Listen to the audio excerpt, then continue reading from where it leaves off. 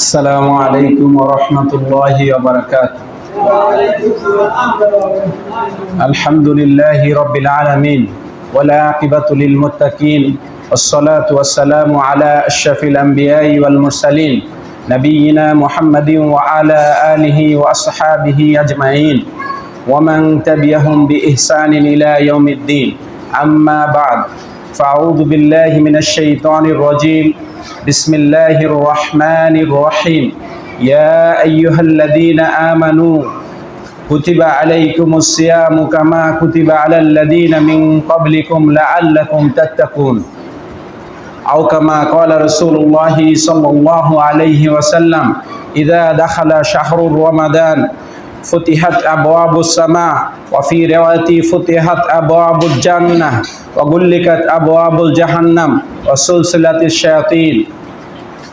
সমস্ত প্রশংসা একমাত্র সেই মহান রবের জন্য, যিনি আমাদের জন্য একটি কল্যাণকর মাস আমাদের জন্য দিয়েছেন, একটি কল্যাণকর মাস। এবং দুরূদ ও সালাম রাসূলুল্লাহ সাল্লাল্লাহু আলাইহি ওয়াসাল্লামের উপর, যিনি আমাদেরকে রমজানে আমরা কিভাবে কি ইবাদত করব, রমজানের আহকাম বিধিবিধান সম্পূর্ণভাবে পুঙ্খানুপুঙ্খানুরূপে আমাদেরকে জানিয়ে গেছেন, সেই রাসূলের প্রতি আমরা সবাই পড়ি আল্লাহুম্মা সাল্লি আলাইহি আল্লাহুম্মা বারিক আলাইহি। সম্মানিত ভাইয়েরা, আজকে আমার আলোচনার বিষয় রমাদানের ফজিলত এবং কিছু আমল সম্পর্কে। রমজান মাস আমাদের জন্য আল্লাহ তাআলা একটি পুরস্কার হিসেবে দিয়েছেন। এই রমাদান আজকে আমাদের 18 দিন চলে গেছে, কিন্তু আমরা যেভাবে শুরু করি, আমরা রমজান মাসটা একটা যে প্রস্তুতি নিয়ে রাখি, যেভাবে শুরু করি, আস্তে আস্তে রমজান শেষ হতে থাকে আর আমাদের প্রস্তুতিও কমতে থাকে। এজন্য আবার একটু রমজানের ফজিলতগুলো আমরা স্মরণ করিয়ে দিতে চাই। এই রমজান মাস আল্লাহ তাআলা আমাদেরকে কেন দিলেন? আল্লাহ তাআলা বলেন, ইয়া আইয়ুহাল্লাযীনা আমানু, হে ঈমানদারগণ, কুতিবা আলাইকুমুস সিয়াম, তোমাদের উপর এই রমজানকে, এই সিয়াম রাখাকে কি করা হয়েছে? ফরজ করা হয়েছে। কামা কুতিবা আলাল্লাযীনা মিন ক্বাবলিকুম, যেভাবে তোমাদের পূর্ববর্তী যারা ছিল তাদের উপরে এই সিয়াম ফরজ ছিল। শুধু যে আমাদের উপরই ফরজ করছে বিষয়টা এরকম না, আমাদের পূর্বে যারা ছিলেন তাদের উপরে এই সিয়াম ফরজ করে দিয়েছেন আল্লাহ তাআলা। তারপর কেন এটা ফরজ করা হলো? কারণ আল্লাহ তাআলা বলছেন লাআল্লাকুম তাত্তাকুন, সম্ভবত আশা করা যায় যে তোমরা মুত্তাকি হতে পারবে। এই একটা মাস যদি আমরা মুত্তাকি না হতে পারি, তাহলে আর সুযোগ হবে না যে আমাদের মুত্তাকি হওয়ার। মুত্তাকি হলে কি লাভ? মুত্তাকি হলে কি লাভ? রাসূলুল্লাহ সাল্লাল্লাহু আলাইহি ওয়াসাল্লাম বলেন, ইত্তাকিল্লাহ হাইসুমা কুনতা।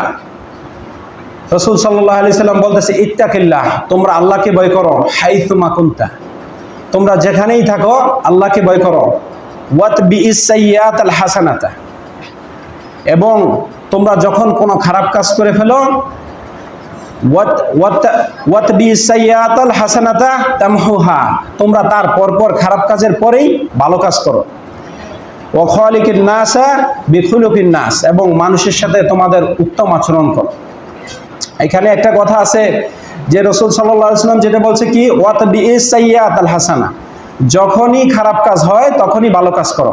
এটা হচ্ছে মুত্তাকি হওয়ার জন্য, এটা মুত্তাকির একটা বিশেষ গুণ। যখন দেখবেন যে কোনো পাপী, কোনো অত্যাচারী অপরাধ করে, তখন তার অপরাধ ঢাকার জন্য আরেকজন অপরাধীকে দাঁড়া করায়। যখন একজন অপরাধীকে, যেমন আজকে সকালেই আপনি একজনের সাথে কথা হইতেছে, একজন বলল যে ভাই আপনার দাড়িতে কলপ দিয়েছেন কেন? কলপ দেওয়া তো ভালো কাজ না। তাহলে তাকে বোঝানো হইল না? কিন্তু সে তো কলপ দিছে, এটা কিন্তু সে একটা অপরাধ করছে, সে কিন্তু জানে। কারণ কি? দাড়িতে কলপ দেওয়া নিষেধ, রাসূল সাল্লাল্লাহু আলাইহি ওয়াসাল্লাম নিষেধ করেছেন। কারণ রাসূল সাল্লাল্লাহু আলাইহি ওয়াসাল্লাম বলেছেন, শেষ যুগে উম্মতের মধ্যে এমন কিছু লোকের আবির্ভাব হবে যারা কবুতরের বুকের এই যে বাজের যে কালো কুচকুচে এমন কালি, এমন কলপ দাড়িতে ব্যবহার করবে, আর তারা জান্নাতে ঘ্রাণও পাবে।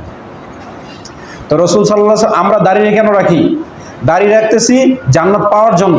এখন যদি দাড়িতে আমরা যদি কলপ দেওয়ার কারণে আমাদের যদি জান্নাতের ঘ্রাণই না পাই, তাহলে জান্নাতে যাব কি করে? এটা কিন্তু আমাদের বোধগম্য হয় না। তখন যখন বলা হলো যে ভাই দাড়িতে কলপ দিয়েছে, তো দাড়ি রাখছে, দাড়িতে কলপ দিয়েছেন কেন? তখন সে বলল, আমি তো দাড়ি রেখে কলপ দিই, কিন্তু আরেকজন তো টাকা মেরে হজ করতে গেল। তার মানে সে আরেকটা বড় অপরাধীকে দাঁড় করাই দিল। তার মানে সে মোত্তাকি হইতে পারলো না। যখন মানুষকে ভুল ধরাই দিবে অথবা মানুষ নিজে নিজে বসবে যে হ্যাঁ আমার তো ভুল হয়ে গেছে, তারপরেই সে একটা ভালো কাজ করবে। ভালো কাজ কি? যখন আমরা কারোর সাথে কোনো অপরাধ করি, তখন আমরা যখন বুঝতে পারি যে সেটা ভুল হয়েছে, সেটা হয়তো আমরা গোপনে অথবা প্রকাশ্যে আমরা গিয়ে আবার তার কাছ থেকে ক্ষমা চাই। এই যে ক্ষমা চাওয়া, এই গুণটার নামই হচ্ছে মোত্তাকি। এই গুণটাই মোত্তাকির বৈশিষ্ট্য। এই গুণটার কারণেই আমরা মোত্তাকি হইতে পারবো। আর এটা যার মধ্যে নাই, বুঝতে হবে সে মোত্তাকি হইতে পারে নাই। একবার সৌদির একজন ইমাম এবং উনি একজন শিক্ষক, মদিনা ইউনিভার্সিটির শিক্ষক, একদিন তার ক্লাসের মধ্যে একজন ছাত্র নাম ছিল সিয়াম। তো সিয়াম উপস্থিত হয় নাই। তো উনি একটু যখন মানে হাজিরা খাতায় যেমন নাম ডাকে তখন বলছে সিয়াম, তখন সেই সিয়াম উপস্থিত হয় নাই। তখন উনি একটু মজা করে বলছে সিয়াম অন নাও, মানে সিয়াম কি এই ঘুমায় গেছে, এরকম একটা কথা বলছে। তো ছাত্র একটু হাসি দিছে। এই কিছুক্ষণ পরেই ওনার আবার ভিতরেই আসছে যে ও তো উপস্থিত নাই, হয়তো যদি আমি এই কথাটা ওর সামনে ওর অগোচরে যে বললাম, ও শুনলে হয়তো কষ্ট হইতে পারে, তাহলে কি গীবত হইল না? তখন উনি আস্তাগফিরুল্লাহ পড়া শুরু করছে। অথচ কতটুকু কথা, সামান্য একটু কথা। তারপরে যখন পরের দিন ওই ছাত্র ক্লাসে উপস্থিত হয়েছে, তখন ওই ছাত্রের জন্য ওই শিক্ষক কিছু তোফা নিয়ে আসছে, হাদিয়া নিয়ে আসছে। আইসা ওই ছাত্রকে বলতেছে, গতকালকে আমি তোমার অগোচরে গীবত করেছি, তুমি আমাকে ক্ষমা করে দিও। অথচ উনি হচ্ছে শিক্ষক। কতটুকু ভুল করছে?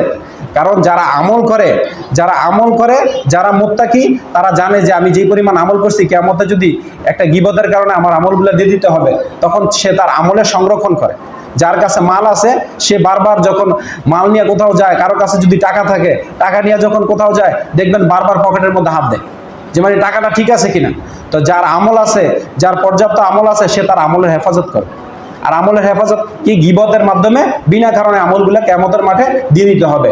এজন্য মুত্তাকি তারা যারা খারাপ কাজ হয়ে যেতে পারে মানুষের মাঝে, কিন্তু খারাপ কাজ হওয়ার পরে যারা ভালো কাজ করে, তাদের ভিতরে মুত্তাকির সেই বৈশিষ্ট্য আছে। এখন আল্লাহ তাআলা আমাদেরকে মুত্তাকি হওয়ার জন্য এই মাসে কি ব্যবস্থা করেছেন? রাসূল সাল্লাল্লাহু আলাইহি ওয়াসাল্লাম বলেন, ইযা দাখালা শাহরুর রমাদান, যখন রমাদান মাস প্রবেশ করে, ফুতিহাত আবওয়াবুস সামা, আকাশের দরজাগুলো খুলে দেওয়া হয়। আরেক রিওয়ায়াতের মধ্যে আছে ফুতিহাত আবওয়াবুল জাহান্নাম, ফুতিহাত আবওয়াবুল জান্নাত, জান্নাতের দরজাগুলো খুলে দেওয়া হয়। এবং অগুল্লিকাত আবওয়াবুল জাহান্নাম, আর জাহান্নামের দরজাগুলোকে বন্ধ করে দেওয়া হয়। অসুলসিলাতিস শায়াতিন, এবং শয়তানকে শিকলবদ্ধ করা হয়। এই শয়তানকে শিকলবদ্ধ করা হয় যাতে আমরা পরিপূর্ণভাবে মুত্তাকি হতে পারি। কারণ আমরা যে আল্লাহর কাছে অজুহাত পেশ করব যে আল্লাহ, শয়তানকে তো তুমি দিয়েছো, শয়তান তো কসম কেটে নিচ্ছে যে আপনার ইজ্জতের কসম, আপনার বান্দাদেরকে আমি সঠিক পথ থেকে বঞ্চিত করব। তো এখন আমরা আল্লাহর কাছে যে ওজর পেশ করবে, এই ওজর পেশ করার কোনো সুযোগ নাই। কারণ আল্লাহ তাআলা বলে দিয়েছে যে এই মাসে শয়তানকে আমি বাইরে রাখছি, এখন তোমরা মুত্তাকি হও। যেহেতু মুত্তাকি হওয়ার মাস, এখন তোমরা মুত্তাকি হওয়ার সুযোগ দিয়েছি, এবং তোমাদের যে চির শত্রু, এই শত্রুকে আমি শিকল দিয়ে বাদ দিয়ে রাখছি। এর জন্য তোমরা মুত্তাকি হওয়ার পরিপূর্ণ সুযোগ কাজে লাগাও। যদি মানুষ মুত্তাকি হয়, তাহলে তার জন্য কি আছে? মুত্তাকি হলে কি আছে? আল্লাহ তাআলা বলেন সূরা মারিয়ামের মধ্যে, তিলকাল জান্নাতুল্লাতি, এই জান্নাত হচ্ছে তিলকাল জান্নাতু, এটা হচ্ছে সেই জান্নাত, আল্লাতী নুরিসু মিন ইবাদিনা, তারা হচ্ছে এই জান্নাতের ওয়ারিস, যারা বান্দাদের মধ্যে যারা আমার ইবাদত করে, মান কানা তাকিয়ান, এবং তারা বান্দাদের মধ্যে যারা মুত্তাকি, এই জান্নাতের ওয়ারিস হবে তারা। তার মানে মুত্তাকি হলে আল্লাহ তাআলা সরাসরি বলে দিয়েছে যে মুত্তাকি সে হচ্ছে জান্নাতের ওয়ারিস। এখন এই সিয়াম যদি কেউ পালন করে, তার কি কি ফজিলত? রাসূল সাল্লাল্লাহু আলাইহি ওয়াসাল্লাম বলেন, মান সামা রমাদানা ঈমানান ওয়া ইহতিসাবান গুফিরা লাহু মা তাকদ্দামা মিন দামবি, যে ব্যক্তি ঈমান সহকারে এবং নেকির আশায় এই সিয়াম পালন করে, আল্লাহ তাআলা তার অতীতের সমস্ত গুনাহ মাফ করে দিবেন। সুবহানাল্লাহ। তাহলে এক নম্বরে আমরা পাইলাম যে সিয়াম যদি কেউ ঈমানের সাথে এবং সওয়াবের আশায় পালন করে, তাহলে তার অতীতের গুনাহ মাফ হয়ে যাবে। আবু হুরায়রা রাদিয়াল্লাহু তাআলা আনহু থেকে বর্ণিত, রাসূল সাল্লাল্লাহু আলাইহি ওয়াসাল্লাম বলেন, যে ব্যক্তি আল্লাহ ও তার রাসূলের উপর ঈমান আনলো, সালাত কায়েম করলো এবং রমজানের সিয়াম পালন করলো। ঈমান আনলো আল্লাহর উপর এবং রাসূলের উপর, সালাত কায়েম করলো, সালাত আদায় করলো এবং 3 নম্বরে সিয়াম পালন করলো। সে আল্লাহর পথে জিহাদ করুক আর না করুক, সেও ভূমিতে মারা যাক, সে নিজের ঘরে মারা যাক, সে জান্নাতে প্রবেশ করিয়ে তাকে জান্নাতে প্রবেশ করিয়ে দেওয়ার জিম্মাদারি আল্লাহ। তার মানে শর্ত, যে ব্যক্তি ঈমান আনলো আল্লাহর উপর এবং ঈমান আনলো রাসূলুল্লাহ সাল্লাল্লাহু আলাইহি সাল্লামের উপর এবং সালাত আদায় করলো এবং সিয়াম পালন করলো, সে জিহাদ করুক অথবা না করুক, সেও ভূমিতে অবস্থান করুক, মানে নিজের ঘরে অবস্থান করুক, আল্লাহ তাআলার দায়িত্ব হচ্ছে তাকে জান্নাতে প্রবেশ করিয়ে দেওয়া। সুবহানাল্লাহ। যখন এই কথা বলছে তখন সাহাবীরা বলল, ইয়া রাসূলুল্লাহ সাল্লাল্লাহু আলাইহি ওয়াসাল্লাম, তাহলে আমরা কি এটা ঘোষণা করে দিব মানুষের মধ্যে, যারা এই কাজটা করব, যে তারা যদি জিহাদ নাও করে তাহলে তাদের জান্নাত দিয়ে দেওয়া হবে? তখন রাসূল সাল্লাল্লাহু আলাইহি ওয়াসাল্লাম বলছে, একটু রাখো তোমরা, একটু আরেকটু কথা শুনে নাও। তারপরে রাসূল সাল্লাল্লাহু আলাইহি সাল্লাম বললেন, আল্লাহর পথে জিহাদকারীদের জন্য আল্লাহ তাআলা জান্নাতে 100টির উপরে মর্যাদার স্তর রাখছেন। যারা জিহাদ করবে তাদের বিষয়টা আলাদা, তাদের জন্য আল্লাহ তাআলা 100টির উপরে স্তর রাখছেন। আর যেই প্রত্যেকটা স্তরের মধ্যে যেই তফাতটা আছে, এটা হচ্ছে আসমান আর জমিনের মধ্যে যেই তফাত, এতটুকু তফাত। তার মানে জিহাদের মর্যাদাটা ভিন্ন। যখন সাহাবী প্রচার করতে চাইছে তখন রাসূল সাল্লাল্লাহু আলাইহি ওয়াসাল্লাম বলছে, জিহাদকারীদের জন্য আরো বেশি মর্যাদা আছে, সেটা হচ্ছে কি 100টি মর্যাদা দেওয়া হবে তাদেরকে, এবং প্রত্যেকটা মর্যাদার স্তর আসমান ও জমিনের যেই মাঝখানে যেই গ্যাপটা থাকবে, এরকম প্রত্যেকটা মর্যাদার স্তর। সুবহানাল্লাহ। এবং রাসূল সাল্লাল্লাহু আলাইহি সাল্লাম থেকে বর্ণিত, রাসূল সাল্লাল্লাহু আলাইহি সাল্লাম বলেন যে জান্নাত সিয়াম পালনকারী ব্যক্তির জন্য জান্নাতে প্রবেশের একটি দরজা আছে, নাম হচ্ছে রাইয়ান। এই রাইয়ান প্রবেশ পথ দ্বারা সিয়ামকারীরা ছাড়া অন্য কেউ প্রবেশ করতে পারবে না। আবু হুরায়রা রাদিয়াল্লাহু তাআলা থেকে বর্ণিত, তিনি বলেন, রাসূলুল্লাহ সাল্লাল্লাহু আলাইহি ওয়াসাল্লাম বলেন, আদম সন্তানের প্রত্যেকটি নেক আমল 10 থেকে 70 গুণ পর্যন্ত বাড়ানো হয়। প্রত্যেকটি নেক আমল 10 থেকে 70 গুণ পর্যন্ত বাড়ানো হয়। আর আল্লাহ তাআলা বলেন, যেহেতু এর ব্যতিক্রম হলো সিয়াম, কেননা সিয়াম একমাত্র আমার জন্য রাখা হয়, সুতরাং এর প্রতিদান একমাত্র আমি দিব। তার মানে আমল যতই করি, আমল করলেও যে আমলের নেকিটা 10 থেকে 70 গুণ বাড়ানো হবে, কিন্তু সিয়ামটা এটার ভিন্ন, এটা আল্লাহ তাআলা রেখে দিয়েছেন আমাদের জন্য, এটার প্রতিদান আল্লাহ তাআলা আমাদেরকে দিবেন সরাসরি। সুবহানাল্লাহ। এখন এই সিয়ামকারীদের জন্য আবার 2টা খুশি আছে। এক হচ্ছে আমরা যখন ইফতার করি তখন আমরা খুশি হই, আর দ্বিতীয় হচ্ছে যে আল্লাহ তাআলার সাথে যখন আমাদের সাক্ষাৎ হবে, আল্লাহ তাআলার সাথে যখন আমাদের দেখা হবে, এই 2টা খুশি সিয়ামকারীদের জন্য আছে। এবং আমরা যখন সিয়াম পালন করি তখন আমাদের মুখে দুর্গন্ধের সৃষ্টি হয়। এই দুর্গন্ধ যদিও মানুষের কাছে খারাপ লাগে, কিন্তু আল্লাহ তাআলার কাছে এই দুর্গন্ধ মিশকের চাইতে বেশি পবিত্র এবং পছন্দনীয়। সুবহানাল্লাহ। এই জন্য এই সিয়ামটা হচ্ছে বান্দার জন্য জাহান্নামের আগুন থেকে রক্ষা পাওয়ার ডাল স্বরূপ। যুদ্ধের মধ্যে যেমন যোদ্ধা ডাল ব্যবহার করে, এরকম জাহান্নামের আগুন থেকে রক্ষা পাওয়ার এই সিয়াম হচ্ছে একটা ডাল স্বরূপ। এজন্য এই সিয়াম অবস্থায় যখন আমরা কিছু কাজ করব, এই কাজগুলোর মাধ্যমে আমরা সিয়ামের এই ফজিলত, যে ফজিলতগুলো বললাম, এই ফজিলত থেকে আমরা বঞ্চিত হব। সেটা হচ্ছে কি? সেটা হচ্ছে সিয়াম অবস্থায় অশ্লীল কথাবার্তা বলা, অশ্লীল দৃশ্য দেখা, অশ্লীল কাজ করা এবং কোনো ঝগড়া ঝাঁটিতে লিপ্ত হওয়া, কারো সম্পর্কে কটু কথা বলা, গীবত করা। যখন এই কথাগুলো বলবে, তাহলে সিয়ামকারী শুধুমাত্র না খেয়ে থাকলো, কিন্তু তাকে আর কোনো সওয়াব দেওয়া হবে না। এজন্য যদি এখন আপনি করতে চাইতেছেন না, আরেকজনে করতে চাইতেছে, ঝগড়া আপনার সাথে, কটু কথা বলতেছে, তখন আপনার কাজ কি? সেটাও রাসূল সাল্লাল্লাহু আলাইহি ওয়াসাল্লাম শিখিয়ে দিয়েছেন, যে যখন কোনো সিয়ামকারী ব্যক্তির সাথে কোনো ব্যক্তি ঝগড়া করতে আসবে, তাকে কটু কথা বলবে, অশ্লীল বাক্য বলবে, তখন সেজন্য বলে যে আমি সিয়ামরত অবস্থায় আছি, তাইলে তার দায়িত্ব পালন হয়ে গেল। রাসূলুল্লাহ সাল্লাল্লাহু আলাইহি ওয়াসাল্লাম বলেন, যে ব্যক্তি লা ইলাহা ইল্লাল্লাহ এই বাক্য বলার পরে সে মারা যাবে, সে জান্নাতে যাবে। সুবহানাল্লাহ। এবং রাসূল সাল্লাল্লাহু আলাইহি ওয়াসাল্লাম বলে, যে ব্যক্তি আল্লাহর সন্তুষ্টির জন্য সিয়াম পালন করলো, সিয়াম পালন করার পরেই মারা গেল, সেও জান্নাতে যাবে। সুবহানাল্লাহ। তারপরে তার মানে যে ব্যক্তি ঈমান আনলো লা ইলাহা ইল্লাল্লাহ বলার পরে, সেই ব্যক্তি যদি ঈমান আনার পরে মারা যায় তাহলে সে জান্নাতি। আবার যে ব্যক্তি আল্লাহ তাআলার সন্তুষ্টির জন্য সিয়াম পালন করে, সিয়াম পালন করার পরে মারা গেল, তাহলে সেও জান্নাত। সুবহানাল্লাহ। এবং এই সিয়ামের মাধ্যমে রাসূলুল্লাহ সাল্লাল্লাহু আলাইহি ওয়াসাল্লাম বলেন, যে ব্যক্তি আল্লাহর রাস্তায় মাত্র একদিন সিয়াম পালন করবে, তাহলে সে ব্যক্তি জাহান্নাম থেকে তার 100 বছরের রাস্তা থেকে তাকে দূরে সরায় দেওয়া। সুবহানাল্লাহ। তার মানে আমরা তো রমজান মাসে 29টা থেকে 30টা সিয়াম পালন করি, তাহলে আমাদের জন্য কি ব্যবস্থা রাখছে? এ হচ্ছে সিয়ামের ফজিলত। এখন এই যে সিয়ামের ফজিলত শুনলাম, এখন এই সিয়াম হচ্ছে আমল করার মৌসুম। এইখানে আমল করতে হবে। আমল যখনই আপনি আমল না করবেন, তখনই আপনার অবসর সময় দোকানপাটে, গিবতে, খারাপ কাজে চলে যাবে। এই জন্য অনেকে আছে যে আমল করবো, কিন্তু কি আমল করবো আমরা জানি, কিন্তু আমল করার সময় খেয়াল থাকে না, অথবা আমরা রুটিন মাফিক আমল করতে পারি না। এজন্য কিছু আমলের কথা বলবো, যদি আমাদের সম্ভব হয়, আর অল্প কিছুদিন আছে, যদি আমাদের সম্ভব হয় যেন আমরা সিয়ামটাকে আল্লাহ তাআলা যেভাবে পালন করতে বলছেন সেভাবে পালন করতে পারি। এজন্য এই আমলগুলো আমাদের জন্য অত্যাবশ্যকীয় হবে।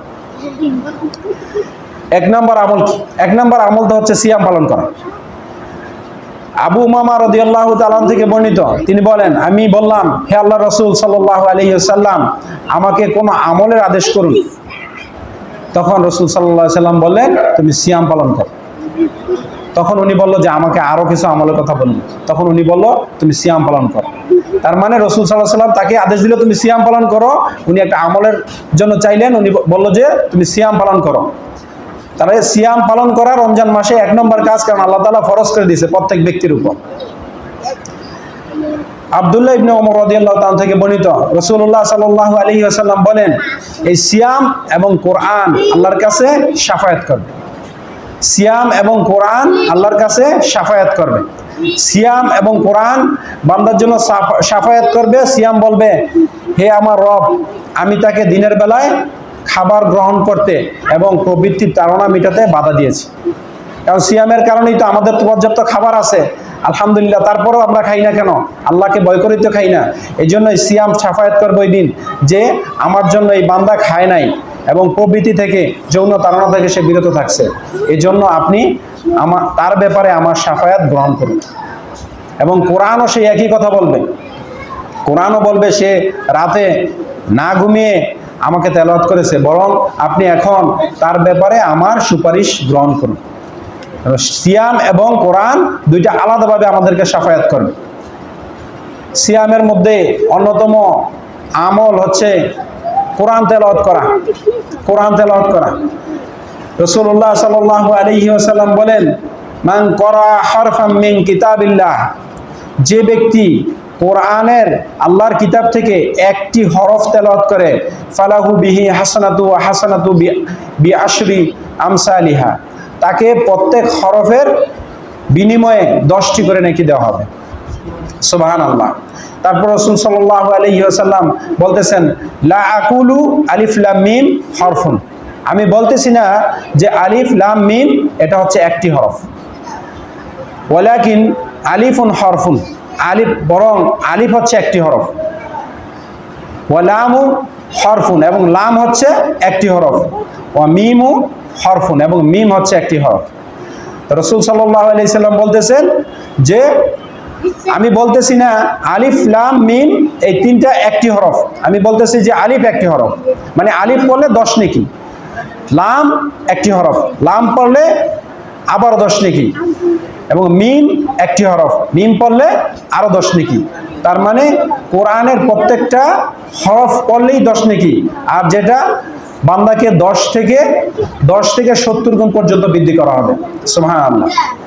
এবং রাসূলুল্লাহ সাল্লাল্লাহু আলাইহি ওয়াসাল্লাম বলেন, তোমাদের মধ্যে কেউ কি এমন পছন্দ করবে না যে প্রতিদিন সকালে মদিনার বুহতান নামক শহরে যাবে এবং সেখান থেকে কোনো অন্যায় এবং কোনো আত্মীয়তার বন্ধন ছাড়া বড় বড় কুচ বিশিষ্ট ওট, 2টা ওট নিয়ে আসবে। আত্মীয়তার বন্ধনও ছিন্ন করে নেই, অথবা কোনো ঝগড়াঝাটিও করে নাই। বাজারে গেছো আর গিয়ে 2টা বড় বড় ওট নিয়ে আসছো, বড় কুজ বিশিষ্ট। তখন সাহাবীরা বলছে, ইয়া আল্লাহ রাসূল সাল্লাল্লাহু আলাইহি ওয়াসাল্লাম, এটা তো সবাই পছন্দ করবে যে ঝগড়াঝাটিও নাই, আত্মীয়তার বন্ধনও নষ্ট করা হয় নাই, কিন্তু ওট আইসা পড়ছে আমাদের বাড়িতে। বলছে যে যদি কেউ সকালে মসজিদে গিয়ে কোরআনের 2টি আয়াত শিখে অথবা 2টি আয়াত পড়ে, তাহলে তার জন্য 2টি ওট, যে 3টা পড়বে তার জন্য 3টা। এইভাবে যে যত আয়াত পড়বে, যে যত আয়াত শিখবে, তার জন্য তত ওট। তাহলে আমাদের এই রমজানে বেশি বেশি কোরআন তেলাওয়াত করা উচিত কিনা? 3 নম্বর আমল হচ্ছে যে আমরা বেশি বেশি দুরূদ পড়া, রাসূলুল্লাহ সাল্লাল্লাহু আলাইহি ওয়াসাল্লামের উপর দুরূদ পড়া। একদিন রাসূলুল্লাহ সাল্লাল্লাহু আলাইহি সাল্লাম সাহাবীদের সামনে আসলেন, ওনার চেহারার মধ্যে হাস্যোজ্জ্বল চেহারা নিয়ে। তখন সাহাবীরা জিজ্ঞাসা করলো, ইয়া আল্লাহ রাসূল সাল্লাল্লাহু আলাইহি সাল্লাম, আজকে আপনাকে এত খুশি দেখা যাচ্ছে কেন? তখন রাসূলুল্লাহ সাল্লাল্লাহু আলাইহি সাল্লাম বলেন যে আমার নিকট জিবরাইল আলাইহিস সালাম এসেছেন, এসে আমাকে বলতেছেন যে আপনার রব বলতেছেন, আল্লাহ তাআলা বলতেছেন যে আপনি কি এই কথার উপর সন্তুষ্ট নয়? আপনি কি এই কথার উপর সন্তুষ্ট নন যে আপনার উম্মতের যে কেউ আপনার উপর একবার দুরূদ পাঠ করবে, তার উপর 10 বার রহমত বর্ষিত হবে। সুবহানাল্লাহ। এবং আপনার উম্মতের যে ব্যক্তি একবার আপনার উপর সালাম পাঠ করবে, আল্লাহ তাআলা তার উপর 10 বার সালাম পাঠ করবে। সুবহানাল্লাহ। তার মানে একবার আমরা যদি দুরূদ পড়ি, 10 বার আল্লাহ আমাদের উপর রহমত বর্ষণ করবেন। আর এই খুশির সংবাদ শোনার পরে রাসূল সাল্লাল্লাহু আলাইহি সাল্লামের চেহারা হাস্যোজ্জ্বল হয়ে গেছে। এক সাহাবী বলতেছে, ইয়া আল্লাহ রাসূল সাল্লাল্লাহু আলাইহি সাল্লাম, আমি আপনার উপর অনেক দুরূদ পাঠ করি, এখন আপনি আমাকে বলে দেন যে আমি যেই সময়টা দোয়া করি, আমার এই দোয়ার কতটুকু সময় আপনার উপর দুরূদ পাঠ করব।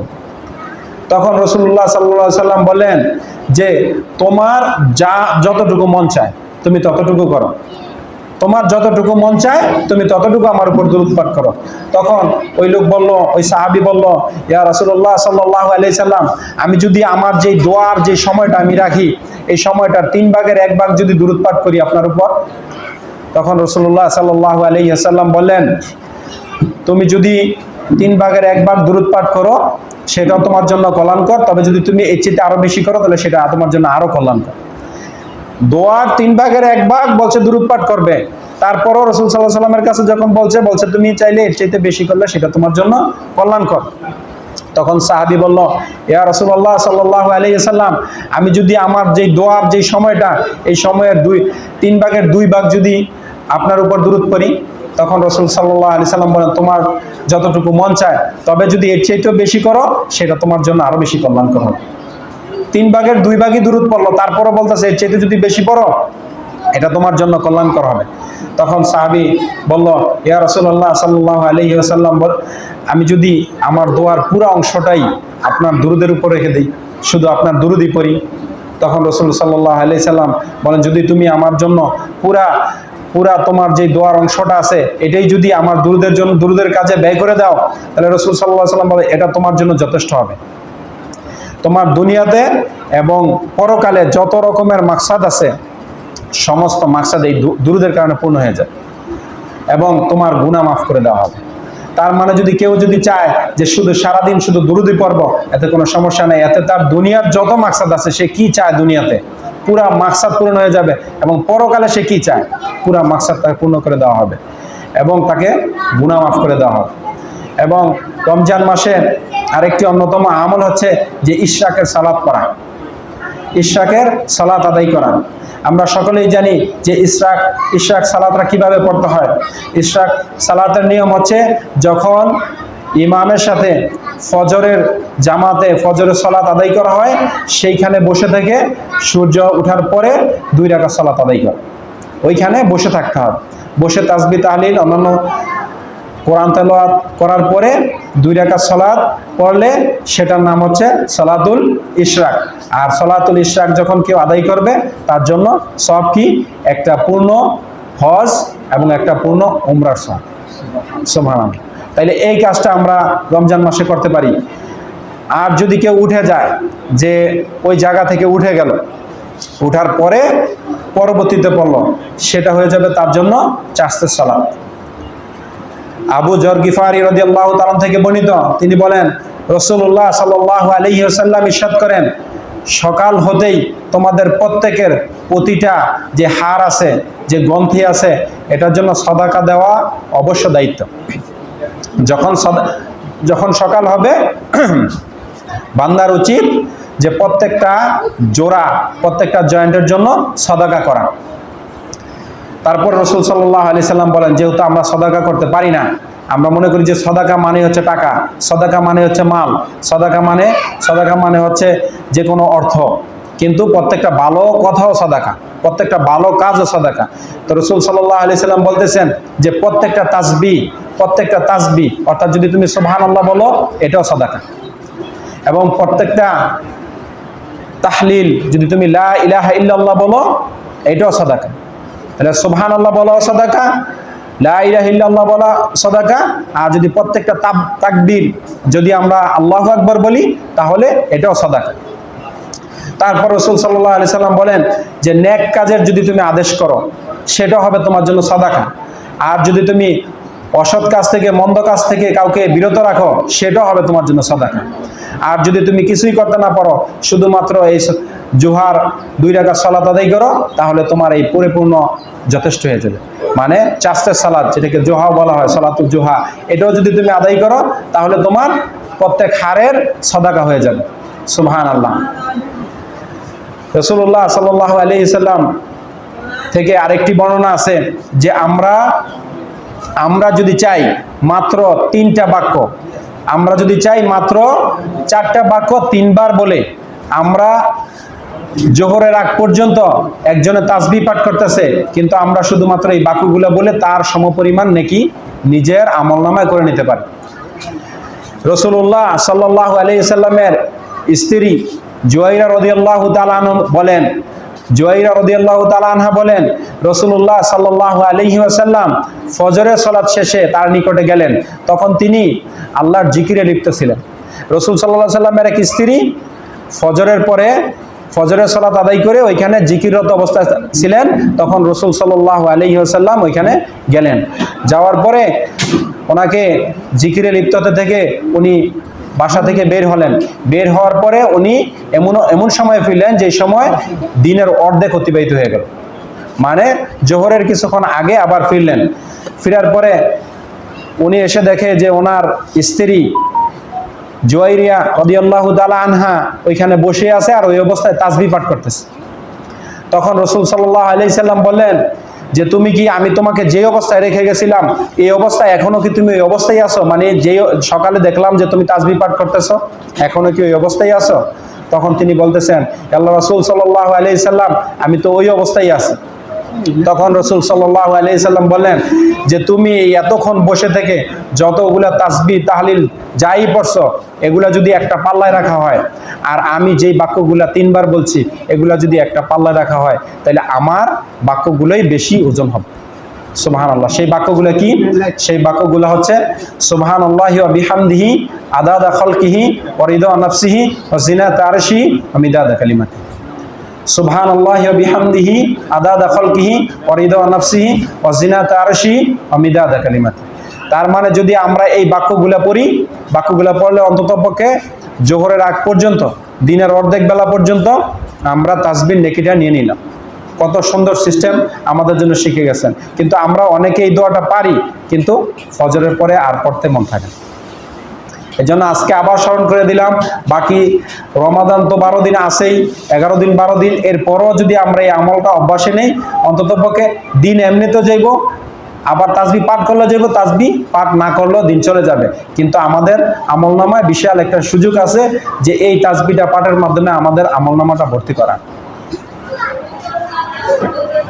আরেকটা আমল যেটা আমরা যদি করি, সুবহানাল্লাহি ওয়া বিহামদিহি, সুবহানাল্লাহি ওয়া বিহামদিহি, এই আমলটা যদি আমরা 100 বার করি, সুবহানাল্লাহি ওয়া বিহামদিহি, এই আমলটা যদি আমরা 100 বার করি, তাহলে 100 বার সকালে, 100 বার রাত্রে, 2 বেলা, 100 বার সকালে এবং 100 বার যদি সন্ধ্যায় করি, তাহলে যে যত আমল করুক যে যত দান সাদাকা করুক, যে যত হজ করুক, উমরা করুক, ওই দিনের মধ্যে যে যত সদকা করুক, ভালো কাজ করুক, যত আমল করুক, যদি আমরা সুবহানাল্লাহি ওয়া বিহামদিহি এটা সকালে 100 বার এবং সন্ধ্যার পরে যদি 100 বার করি, তার আমলনামা পরিমাণ আমাদের আমলনামা, যে যত আমল করুক তার চেয়ে বেশি আমলনামা আমাদের কিয়ামতের মাঠে পূর্ণ হবে। সুবহানাল্লাহ। তাহলে এই আমলটা করতে কতক্ষণ লাগে? কিন্তু আমরা অনেকে ভুলে যাই। এজন্য আবার স্মরণ করে দিলাম যেন আমরা প্রতিদিন সকালে এই আমলটা এবং রাত্রে এই আমলটা করতে পারি। সুবহানাল্লাহি ওয়া বিহামদিহি, সুবহানাল্লাহি ওয়া বিহামদিহি 100 বার। আর যদি কেউ দিনের যে কোনো সময় 100 বার অথবা রাতের যে কোনো সময় 100 বার করে, তাহলে তার গুনাহসমূহ ক্ষমা করে দেওয়া হবে, যদিও সেই গুনাহ সাগরের ফেনা পরিমাণ হয়ে যায়। সুবহানাল্লাহ। তার মানে যদি আমরা অলস ভাবে বসে থাকি কোথাও, এটা 100 বার পড়তে হয়তো বা 3 মিনিটের মতো সময় লাগবে।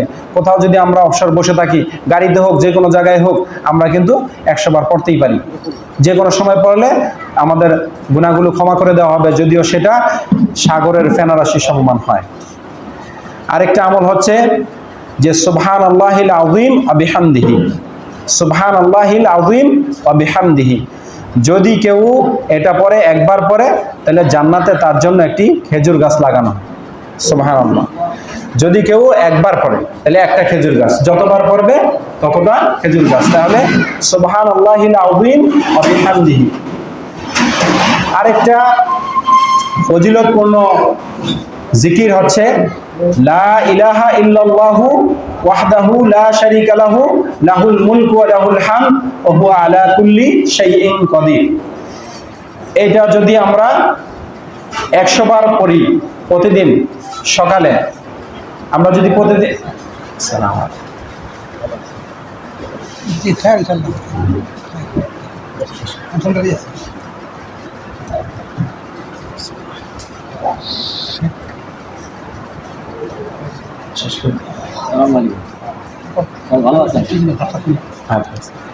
আচ্ছা, তো আমরা যে দোয়াটার কথা বলছিলাম, যদি কেউ এটা 100 বার পড়ে তাহলে তার জন্য 5টা পুরস্কার আছে। লা ইলাহা ইল্লাল্লাহু ওয়াহদাহু লা শারীকা লাহু লাহুল মুলকু ওয়া লাহুল হামদ ওয়া হুয়া আলা কুল্লি শাইইন কাদির। যদি কেউ 100 বার পড়ে তার জন্য 5টা পুরস্কার। 1 নম্বর পুরস্কার হচ্ছে তাকে 100 গুনাহ ক্ষমা করে দেওয়া হবে। 2 নম্বর হচ্ছে তার আমলনামায় 100 নেকি দেওয়া হবে। 3 নম্বর হচ্ছে তার জন্য 10 জন গোলাম আজাদ করার সওয়াব দেওয়া হবে। এবং 4 নম্বর হচ্ছে ওই দিন শয়তানের যাবতীয় ষড়যন্ত্র থেকে তাকে হেফাজত করা হবে। 5 নম্বর হচ্ছে যে যত আমল করুক ওইটার মতোই, যে যত আমল করুক তার চাইতে বেশি আমলনামা ওই দিন ভারী হবে না কারণ। যে যত আমল করুক, তার মানে এই 2টা জিকির যদি আমরা প্রতিদিন করতে পারি 100 বার করে, তাহলে যে যত আমল করুক আমরা কিন্তু তার আমলনামাটা বসে থেকেও নিতে পারতেছি। এই ধরনের একটা সুযোগ যেহেতু আল্লাহ তাআলা আমাদেরকে দিয়েছেন, রাসূল সাল্লাল্লাহু আলাইহি ওয়াসাল্লাম আমাদেরকে জানিয়েছেন, সেজন্য আমরা এই দোয়াটা ফজরের পরপরই চেষ্টা করব যেন সকাল থেকে শুরু হয়। কারণ সকালের পর থেকেই মানুষ যারা ইশরাক করে, জোহা পড়ে, তারপরে দান সদকা করে, সকাল থেকেই যেন আমাদের আমলনামাটা আমরা পরিপূর্ণ করতে পারি। এজন্য এই দোয়াটা 100 বার পড়া। তারপরে আরেকটা বিষয় হচ্ছে যে রাসূল সাল্লাল্লাহু আলাইহি ওয়াসাল্লাম বলেছেন, 2টি বিষয় এমন যদি কোনো মুসলমান তা সব সময় হেফাজত করে। 2টা বিষয় আছে, যদি কোনো মুসলিম সব সময় হেফাজত করে তবে সে জান্নাতে প্রবেশ করবে। 2টা বিষয় কি? একটা বিষয় হচ্ছে রাসূল সাল্লাল্লাহু আলাইহি ওয়াসাল্লাম বলতেছেন এই 2টি ব্যাপারের কাজটা হচ্ছে একেবারে সহজ। এই 2টি কাজ একেবারে সহজ, কিন্তু অধিকাংশ মানুষ এই কাজের ব্যাপারে মানে অত গুরুত্ব দেয় না, হেফাজত করে না। রাসূল সাল্লাল্লাহু আলাইহি ওয়াসাল্লাম বলতেছেন সেই কাজটা হলো কি, প্রত্যেক সালাতের পরে 10 বার সুবহানাল্লাহ, 10 বার আলহামদুলিল্লাহ আর 10 বার আল্লাহু আকবার। 10 বার সুবহানাল্লাহ, 10 বার আলহামদুলিল্লাহ, 10 বার আল্লাহু আকবার। যেটা আমরা পাঠ করলে সারা দিনে মোট 150 বার হয়, যেটা মিজানের পাল্লায় হবে 1500। আর যদি আমরা রাতে শয়নকালে যদি পড়ি 33 বার সুবহানাল্লাহ, 33 বার আলহামদুলিল্লাহ আর 34 বার আল্লাহু আকবার, তাহলে ওইটা হলো 1000, কিন্তু ওইটা হলো 100 বার, কিন্তু মিজানের পাল্লায় হবে 10 গুণে 1000 বার। এই আমল দুইটা যে করবে তার জন্য জান্নাতে প্রবেশ করাটা সহজ হয়ে যাবে। ঠিক আছে? তো রাবি যখন এই কথাটা যখন বলেন, আমরাদের তো বলেন, আমি দেখছি রাসূলুল্লাহ সাল্লাল্লাহু আলাইহি ওয়াসাল্লামকে এই তাসবিহগুলো হাতের আঙ্গুল দ্বারা উনি পড়তেন, গুনে গুনে পড়তেন। তাইলে নামাজের পরে আমরা 10 বার সুবহানাল্লাহ, 10 বার আলহামদুলিল্লাহ আর 10 বার আল্লাহু আকবার বলবো। আবার ওই আমলটা আমরা করব যেটা 33 বার সুবহানাল্লাহ, 33 বার আলহামদুলিল্লাহ এবং 34 বার আল্লাহু আকবার। কারণ রাসূল সাল্লাল্লাহু আলাইহি ওয়াসাল্লাম বলেছেন যে ব্যক্তি প্রত্যেক ফরজ সালাতের পরে 33 বার সুবহানাল্লাহ, 33 বার আলহামদুলিল্লাহ আর 34 বার আল্লাহু আকবার বলবে, তাকে কোনো কিছু থেকে বঞ্চিত করা হবে। তাহলে এই দুইটা আমলই আমরা একসাথে করতে পারি। এই সাহাবীরা যখন এই কথা এক সাহাবী এসে বলতেছে, আল্লাহ রাসূল সাল্লাল্লাহু আলাইহি সাল্লাম, আমাদের মধ্যে অনেক সাহাবী আছে যারা ধনী, কিন্তু আমরা তো গরিব। তারাও সালাত সিয়াম আদায় করে, আমরাও সালাত সিয়াম আদায় করি, কিন্তু তারা যেহেতু ধনী মানুষ, তারা দান সদকা করে, তারা যাকাত দেয়, তারা হজ করে, তারা এইসব কাজের মাধ্যমে আমাদেরকে অতিক্রম করে ফেলছে। এখন আমরা কি করব? তখন রাসূল সাল্লাল্লাহু আলাইহি সাল্লাম এই তাসবিহর কথা বলে দিয়েছে। এই 33 বার সুবহানাল্লাহ এক হাদিসের মধ্যে এটা, আর এক হাদিসে 10 বার করে এই দুইটা। তার মানে যদি আমরা এই হাদিসটার উপর আমল করি, কয়েকটা নেকি আমরা আমাদের আমলনামা পূর্ণ করতে ইনশাআল্লাহ সক্ষম হব। তাহলে এটা আমরা খেয়াল রাখবো। আর এই যে আমরা রমজান পাইলে যদি আমরা আমল করি, আমাদের কি লাভ হবে? আমি একটু আমার আলোচনাটা সংক্ষিপ্ত করতেছি, যেহেতু আমাদের শায়েখ চলে আসছে। এই হাদিসটা একটু আমি সবার মনোযোগ একটু আমার দিকে আকৃষ্ট করার জন্য বলবো।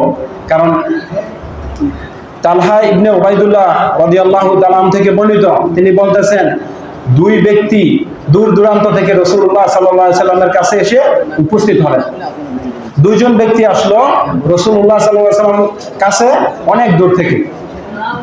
তারা ছিল একেবারে খাঁটি মুসলিম, এবং তাদের এই দুইজনের একজনে ছিল শক্তিশালী যোদ্ধা, আরেকজন ছিল সাধারণ যোদ্ধা। তো দুইজনের মধ্যে একজন, আবার একটু আমি বলছি যে দুইটা লোক রাসূলুল্লাহ সাল্লাল্লাহু আলাইহি সাল্লামের কাছে অনেক দূর থেকে আসলো। এরা ছিল খাঁটি মুসলিম, আর এদের মধ্যে একজন ছিল শক্তিশালী যোদ্ধা। তারা দুজনেই একটা যুদ্ধে অংশগ্রহণ করলো। অংশগ্রহণ করার পরে যে শক্তিশালী যোদ্ধা আছে, উনি ওই যুদ্ধে শহীদ হলেন। শহীদ হওয়ার পরে ওনার 1 বছর পরে আরেকজন যে যোদ্ধা আছে, উনি শহীদ হয়নি, উনি জীবিত ছিল। জীবিত থাকার পরে উনি 1 বছর অতিক্রম হওয়ার পরে উনি মারা গেছেন। 1 বছরের মধ্যে উনি একটা রমজান পাইছে, যেহেতু 1 বছর অতিক্রম হয়েছে, একটা রমজান পাওয়ার পরে উনি মারা গেলেন। তো যে সাহাবী এটা বর্ণনা করতেছে, তালহা ইবনে উবাইদুল্লাহ রাদিয়াল্লাহু তাআলা আনহু, উনি বলতেছে যে আমি একদিন স্বপ্নে দেখলাম দুজন ব্যক্তি তো মারা গেল, একজন যুদ্ধ করে মারা গেল, আরেকজন 1 বছর পরে মারা গেল। উনি আগে যুদ্ধ করছে কিন্তু উনি শহীদ হয় নাই, উনি জীবিত ছিল, পরের বছর মারা গেল। তো উনি বলতেছে যে আমি একদিন স্বপ্নে দেখলাম যে আমরা 3 জনে জান্নাতের একেবারে দরজার সামনে দাঁড়ায় আছি। জান্নাতের দরজার সামনে দাঁড়ায় আছি 3 জন। যিনি বর্ণনা করতেছেন সেই সাহাবী আর ওই 2 জন লোক। জান্নাতের ভিতর থেকে একজন লোক আসলো, আয়েশা, যেই লোকটা 1 বছর পরে মারা গেল, সেই লোকটাকে প্রথমে ভিতরে নিয়ে গেল, জান্নাতের ভিতরে নিয়ে গেল। পরবর্তীতে আবার কিছুক্ষণ পরে আবার আসলো, ওনাকে জান্নাতের ভিতরে নেওয়ার পরে কিছুক্ষণ পরে আবার ওই লোকটা আসলো। আসার পরে ওই লোকটাকে আবার ভিতরে নিয়ে গেল। কাকে? যে শক্তিশালী যোদ্ধা ছিল এবং যুদ্ধে সে শহীদ হয়েছে, তাকে নিয়ে গেছে কিন্তু পরে। আর প্রথম নিচে কারে? যে রমজান পাইছে 1 বছর পরে মারা গেল। আর আবু তালহা, যিনি সাহাবী বর্ণনা করতেছে, উনি বলতেছে, আমাকে বলতেছে যে তোমার এখনো এখানে আসার পর সময় হয়নি। কারণ উনি তো জীবিত, উনি তো স্বপ্ন দেখতেছে, এই জন্য ওনাকে বলতেছে তোমার সময় এখনো হয় নাই, তুমি ফিরে যাও, তোমার সময় আরো পরে। এই স্বপ্ন দেখার পরে ওনার ঘুম ভেঙে গেল। তখন উনি এই স্বপ্ন রাসূলুল্লাহ সাল্লাল্লাহু আলাইহি সাল্লামকে জানালেন। যেটার মানে কি? যে যুদ্ধ করলো সে শক্তিশালী যোদ্ধা, আবার শহীদ হইল, কিন্তু সে কেন ওই যে লোক যুদ্ধ করছে কিন্তু শহীদ হয় নাই, 1 বছর পরে মারা গেল, তাকে কেন আগে নেওয়া হলো, ওনার আগে কেন নেওয়া হলো? তখন রাসূল সাল্লাল্লাহু আলাইহি সাল্লাম বললেন যে ওই লোক কি যে জীবিত ছিল সে 1 বছর পরে কি এই রমজান মাস পায় নাই? হ্যাঁ পাইছে। সে কি রোজা রাখে নাই? হ্যাঁ রোজা রাখছে। সে 1 বছর কি সালাত আদায় করে নাই? যে বলছে সালাত আদায় করে। এই সালাত, এই সিয়াম, এই রমজান পাওয়ার কারণেই তাকে, কারণ সে তো আমল করছে, সে তো খাঁটি মুসলিম, এই আমল তো অতিরিক্ত তার যোগ হয়েছে।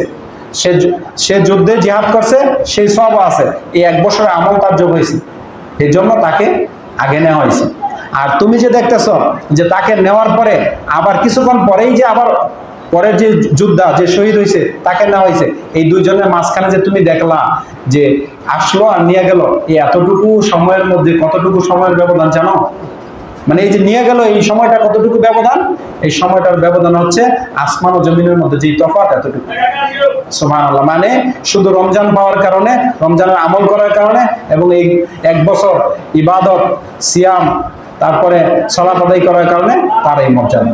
এজন্য ভাই আমাদের এই রমজান চলে যাচ্ছে, হয়তো আগামী রমজান আমাদের হায়াত থাকবে কিনা আমরা জানি না। আর রাসূল সাল্লাল্লাহু আলাইহি সাল্লাম যে হাদিস আমরা সবাই জানি, যে মিম্বারে উঠলেন আমিন বললেন, আবার মিম্বারে উঠলেন আমিন বললেন, আবার মিম্বারে উঠলেন আমিন বললেন।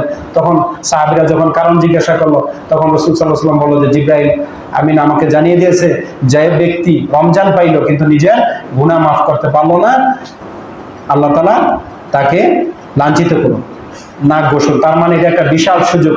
এজন্য আমি যে আমলগুলোর কথা বললাম সেগুলো আমাকে এবং আপনাদেরকে আল্লাহ তাআলা সঠিকভাবে করার তৌফিক দান করুন। আর এই রমজানে আমরা যেন সকল প্রকার খারাপ কাজ থেকে আমরা যেন বিরতি থাকতে পারি, সেই তৌফিক আল্লাহ তাআলা আমাদেরকে দান করুন। আর রমজান আমরা যেভাবে কাটাইতেছি এরকম সতর্কভাবে আমরা যেন আমাদের পরবর্তী রমজান পর্যন্ত আমরা যেন নিজেকে এইভাবেই আমরা যেন এই গতিতে নিজেকে চালাতে পারি, সেই জন্য আল্লাহর কাছে আমরা তৌফিক কামনা করি। আল্লাহ তাআলা যেন আমাদেরকে তৌফিক দান করেন। এই বলে আমার বক্তব্য শেষ করছি। ওমা আলাইনা ইল্লাল বালাগ। সুবহানাকা আল্লাহুম্মা ওয়া বিহামদিকা আশহাদু আল্লা ইলাহা ইল্লা আনতা আস্তাগফিরুকা ওয়া আতুবু ইলাইক। আসসালামু আলাইকুম ওয়া রাহমাতুল্লাহ।